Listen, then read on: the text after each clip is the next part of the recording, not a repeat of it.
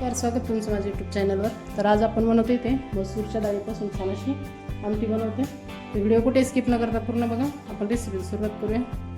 आणि तुम्ही माझ्या चॅनलला जो सबस्क्राईब केलं नसेल तर प्लीज सबस्क्राईब करा. तर आपण रेसिपी इथे सुरुवात करू. आधी आपल्याला मसूरची डाळ घ्यायची. तर मी मसूरची डाळ एक वाटी घेतली.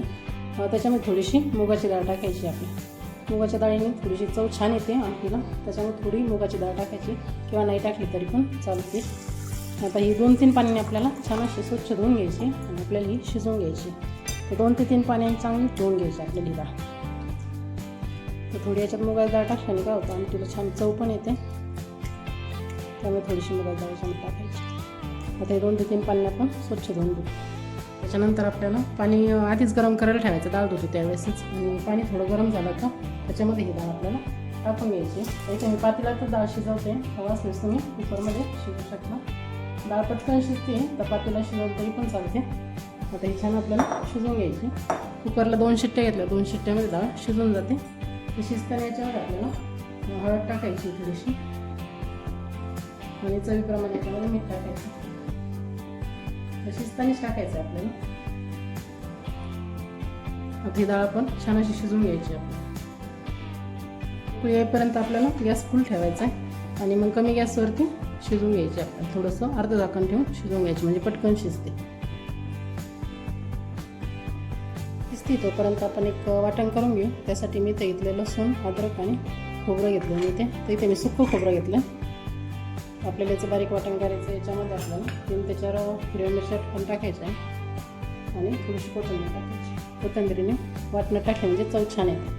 आता याचं पाणी न टाकता आपल्याला बारीक वाटून घ्यायचं आपल्याला. तर आपल्याला ह्या पद्धतीने असं बारीक वाटून घ्यायचं. एकदम असं छान बारीक करायचं.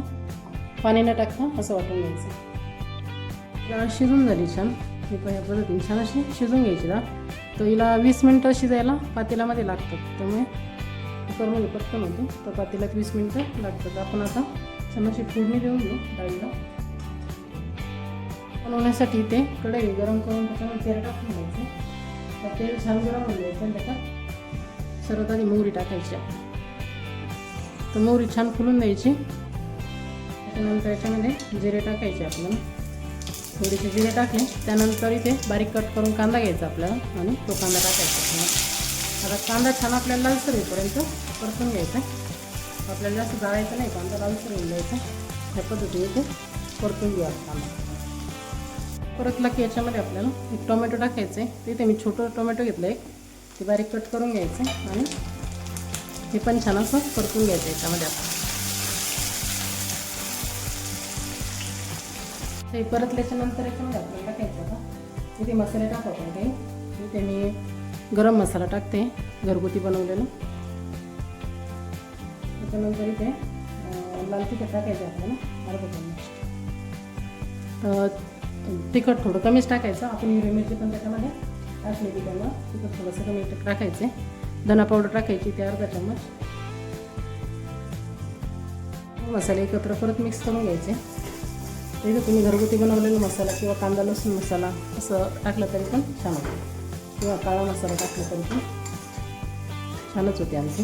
आता हे सर्व छान असं मिक्स करून घ्यायचं आणि एक 3-4 सेकंद असंच आपण परतून घेऊ. आता हे असंच कमी गॅसवरती परतवायचे. मसाले जळणार नाही या पद्धतीने. त्याला छान परतलं आहे. त्याच्यामध्ये आपण जी डाळ शिजवून घेतली होती ती याच्यामध्ये टाकायची. ते पूर्ण डाळ याच्यामध्ये आपल्याला टाकून घ्यायची. आता उकळी येईपर्यंत फुल गॅस ठेवायचा. त्याच्यानंतर कमी गॅसवरती छान अशी शिजवून घ्यायची. हे पण या पद्धतीने छान अशी आमटी तयार करायची.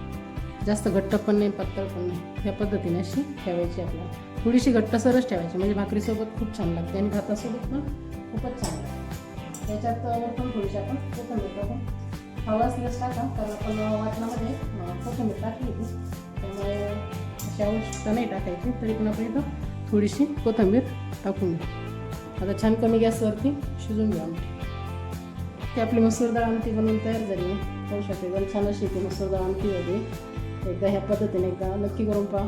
खूप सोपी आणि झटपट तयार होते. आणि कमेंट करून सांगा रेसिपी कशी झाली.